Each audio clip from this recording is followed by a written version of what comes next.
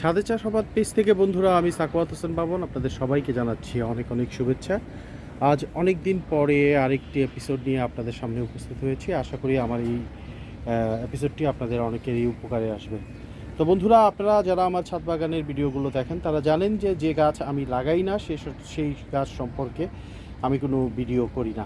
তো বন্ধুরা, আপনাদেরকে আজকে যেটা দেখাবো সেটা অবশ্যই আমি একটি সফল হয়েছি লাগিয়ে, সেটা সম্পর্কে আপনাদেরকে বলবো। আমরা অনেকেই জানি চুই জাল, ইদানিং খুবই আলোচনায় চলে আসছে চুই জাল গাছটি নিয়ে। তো বন্ধুরা, আজকে আমি আপনাদেরকে দেখাবো ছাদে কিভাবে চুই জালের চাষ করতে হয়। তো আপনারা আগে গাছটি দেখুন, তারপর আমরা বিস্তারিত আলোচনা করব। মাশাআল্লাহ, দেখুন এই যে দেখেন, যেহেতু চুই গাছ একটি পরজীবী গাছ, মানে অন্য গাছের উপরে ভর করে বেঁচে ওঠে, কিন্তু আমার তো এখানে পরজীবী গাছ নেই এত বড় ছাদে। তাই আমি কি করেছি, আমি আমার একটা ড্রামের মধ্যে চুই জাল চাষ করেছি, চুই জাল লাগিয়েছি। এই চারাটি আমি খুলনা থেকে আনিয়েছি। দেখুন,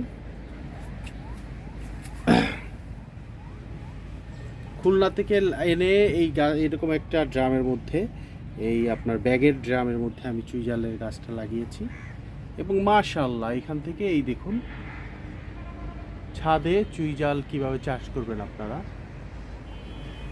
এবং ওই যে আমি এটাকে একটু করেছি এভাবে দিয়ে মাচায় উঠিয়ে দিয়েছি, ফলে সেখান থেকে চুই জাল এখন চারোদিকে পাতা ছাড়ছে, এই দেখুন। এবং আমি সাথে সাথে কী করতেছি, আরও চারা করার জন্য এই পার্শ্ববর্তী একটা ড্রামের মধ্যেও কিন্তু এই যে চুই জালের ডাট যেটা আছে বা লতা যেটা আছে সেটাকে এখানে করে দিয়েছি, এখান থেকে চারা হবে।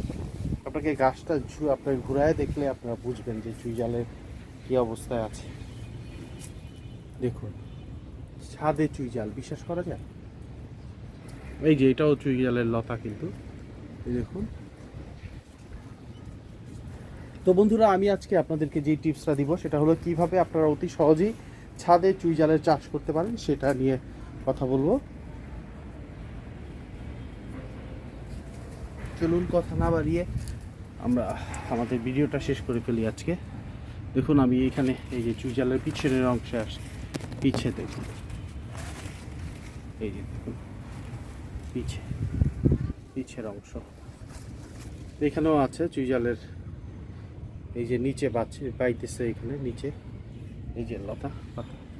তো বন্ধুরা, আমরা আজকে যেটা বলবো সেটা হলো চুই জালের নিয়ে আপনাদের বলবো। চুই জালের মাটি প্রস্তুত একদম সহজ, নর্মাল আমরা গাছের মাটি যেভাবে তৈরি করি চুই জালের ক্ষেত্রেও ঠিক সেভাবে তৈরি করব। ওর খাবার দাবারের মধ্যে বিশেষ কিছু চাহিদা নেই, আপনার শুধু মাটির সাথে গোবর, এবং গোবরের সাথে যে জিনিসটা থাকতে হবে সেটা অবশ্যই আপনার মিশ্র সার দিতে হবে। আপনাকে মিশ্র জৈব সার অবশ্যই ব্যবহার করতে হবে। এবং চুই জালে আরেকটা জিনিস আপনাকে মনে রাখতে হবে, না অতিরিক্ত পানি এবং না খরা, এই জিনিসটা আপনাকে মাথায় রাখতে হবে।